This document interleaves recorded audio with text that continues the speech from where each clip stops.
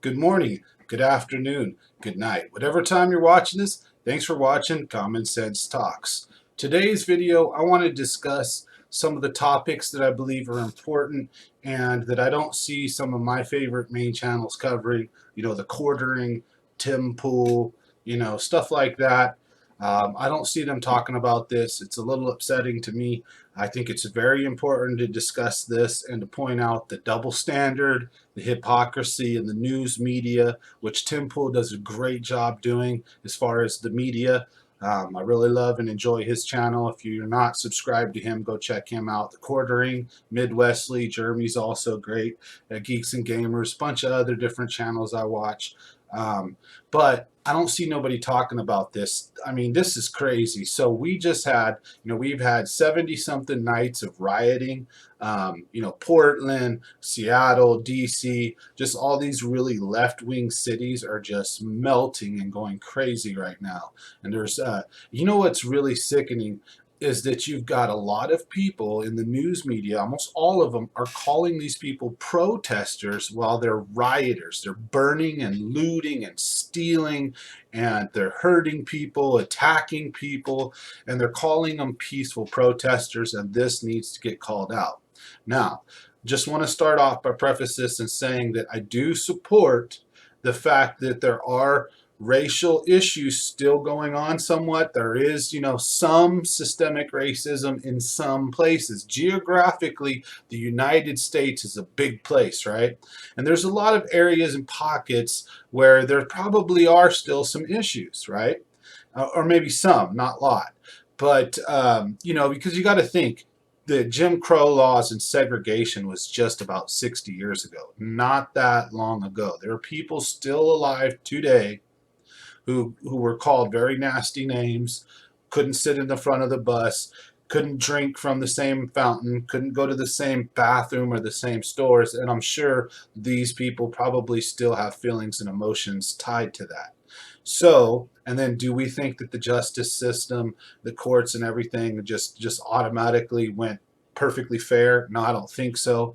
We can point out plenty of instances where a black dude does rape, gets 10 years, white dude does rape, gets 6 months. They both have the same criminal history. It's just when a black dude commits rape, the white people are like, ugh, oh my God, a monster. And then when a white dude commits rape, it's like, well, they were both drinking, or there's always some BS, it seems like, in certain places. Now, does it mean that everybody's crooked? No. Does it mean all the cops are bad? No.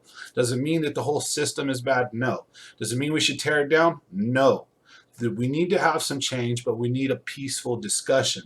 And you can't have a discussion with people that are rioting, looting, and burning things down. So I want to start by saying I do not support Black Lives Matter or Antifa, but I do support change, discussion, and some of the points that Black Lives Matter talks about, especially the peaceful protesters and the ones that just really want some change.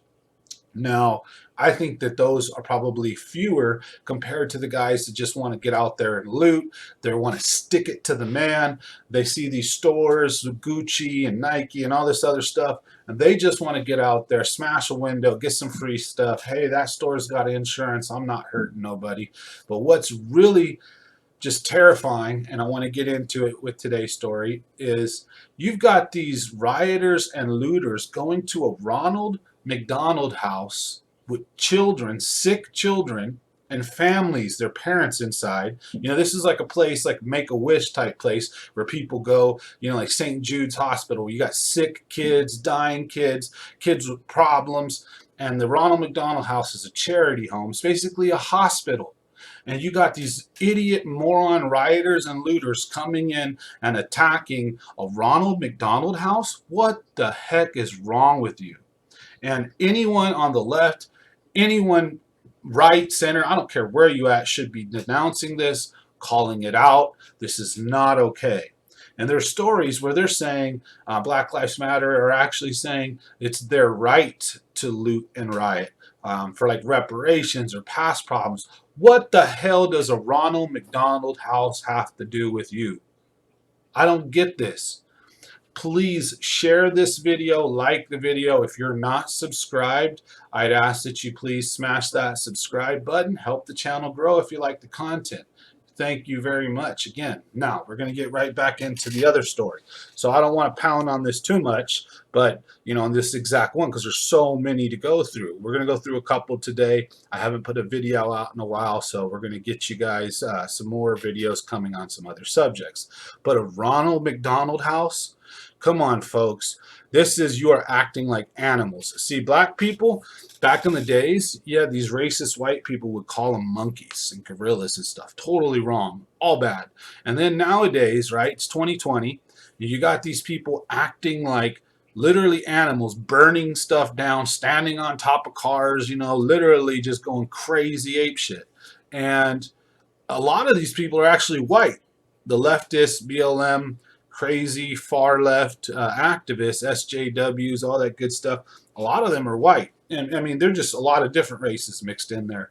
But and of a lot of them, I think, are well-to-do, well-off, so they have time and money to complain because mommy and daddy had a lot of money. They went to college and they got brainwashed that everybody's evil, white man's evil, safe spaces, right? Anyways, don't want to go down a tangent, but I don't know in whose right mind attacking a Ronald McDonald house seems like a good idea for you. I mean, you people should be literally, and when I say you people, I mean the people attacking Ronald McDonald houses and rioting and looting. You guys should be strung up by your nuts. Literally, this is not cool. Each and every one of you should be hunted down. What gives you the right to terrorize poor families and children? Could be blacks, whites, Mexican, Asians, whoever cares or knows, doesn't matter. Why are you attacking a Ronald McDonald house? That just is not cool. Now, this next story, I want to give you guys a warning. It's probably going to upset some of you guys. The media is not talking about it because it doesn't push their narrative. As a matter of fact, it actually pushes the opposite narrative. And it's a little frustrating. It's a little stressful, I ain't gonna lie. So I'm giving you guys a trigger warning now. We're gonna talk about the 5-year-old boy that was shot and killed point blank range by a neighbor for riding his bike in his lawn. And it's a white kid, 5 years old, shot and killed by a black dude, and in front of his two little sisters. So we'll read this story. Let this face burn into your memory. I hope someone gets him in prison or jail. I hope it's not slow. It's not fast. I hope it's slow. I'm sorry, but this is not acceptable. Not okay. I hope somebody. I don't care his own kind. I don't care whoever. I know in jail they roll racially. They roll in gangs. You have the blacks, the whites, the Sudanos, Norteños, or either the Mexicans all together. You'll have the others, the Indians. I think sorry, I'm not a prison dude. I haven't been in there, so maybe the Sudanos are in with the others. I don't know. I just know that, yeah, the jails are racially divided, but someone needs to get this fool. This is not cool. So let's read the story and find out what's going on. So a North Carolina man has been arrested in connection with the shooting death. In connection, he walked right up, put the gun to the kid's head, and blew his head off. So Darius N. Sessoms, 25, of Wilson, North Carolina, was in custody Monday night and has been charged with first-degree murder. So the 5-year-old was identified by family members as Cannon Hennant, according to WRAL. Cannon was shot in the head while playing outside of his father's home Sunday, his family said. He died after being taken to the Wilson Medical Center, according to officials. The young boy's father is next-door neighbors with Sessoms. Police do not believe the shooting was random, but have not released a potential motive. Maybe racism? Pissed off, shot the white kid. And even if it isn't, how come anytime a white dude does something to a black dude, it's racism, but when a black dude does something to a white dude or kid or whatever, it's not racism? It's never racism. Now I want to start by talking about that. Racism Somehow the left has managed, they do this very well, and it is not okay. They steal words, they steal meanings, and they change them and morph them. For example, gay for always meant happy. You know, you watch the old movie and you'd see people, men, talking about how gay they were, right? And that meant happy. Look at them frolicking and playing all gay, you know. In the 1920s, you might see a movie or something like that. Now they've took that word. Fine, you guys keep it. No big deal. We can live without calling ourselves gay for happy, right? But one that is just exceedingly frustrating is how they take, you know, racism and try to say that it has to come from a position of power. It has to come from a position of authority. Sorry, no, it does not. That's oppression. You're mixing your terminology and your definitions. You cannot make one word another word. Racism is simply hating, disliking, or discriminating against another simply based on their skin color, regardless. So blacks can be racist to whites, blacks can be racist to Asians, blacks can be racist to other blacks, whether their skin tone is dark or light. You know, super dark black person, you know, back in the day has been known to be down on a lighter skinned black person because, you know, there's a white person in that bloodline somewhere, definitely, right? A lot of slaves were raped, and then there's just now, after slavery's ended and segregation's ended, you have a lot of biracial couples, and I'm perfectly okay with that. That's fine. So, but you've got this problem where they've taken racism and they've literally tried to change the definition. So racism is simply hating someone, discriminating, or being bad or mean to them based on the color of their skin tone, and that's it, simply put. So, like, there was a story of the black guys and maybe I think a couple girls that got a white special needs kid, kidnapped him, burnt him with cigarettes, and beat him on a Facebook video, all while calling him cracker. And then this was deemed not to be a racial hate crime. Blows my mind. We need to address this. It is not okay to be racist against whites or anybody else. Asians predominantly, not no, maybe the Hmong or Mien community, but the Japanese, Chinese community, right? Especially, and Hmong and Mien too. But the point would being is the Asian community, right? They come here from another country as minorities, and they are extremely successful, hardworking. They go to school. Now you've got colleges like Harvard and Yale saying, whoa, whoa, whoa, whoa. And they're actually knocking Asian Americans down and pegging them back a bit because there's too many of them getting into these high-end schools and not enough blacks or Mexicans or whites or whatever, Latinos or whites or whatever. Actually, they're not going to care about whites, but everybody else, yeah. And this is just utter, complete BS. I think at this day and age, we need to kind of draw back affirmative action as far as we need to stop giving people points based on their skin color and judge them off the merits of their actions, their history. You know, if you're going to hire someone, hire them based on their skill level and what they can do for your company, not what race they're going to fit for diversity. It's just not okay. So back to this story here. So you've got this 5-year-old kid shot in the head. Now, flip the script. If a white dude had walked up point blank range and shot a black kid, 5-year-old black kid, right in the noggin like that, over some dumb thing, while there's a bunch of racial tension going on, right? And everybody's up in arms, what do you think is going to be the first thing said? And nobody is talking about this. None of the media, none of the news. Tim Pool, Midwestly quartering, you guys are great at bringing up the media's hypocrisy. How come you're not picking these individual stories out?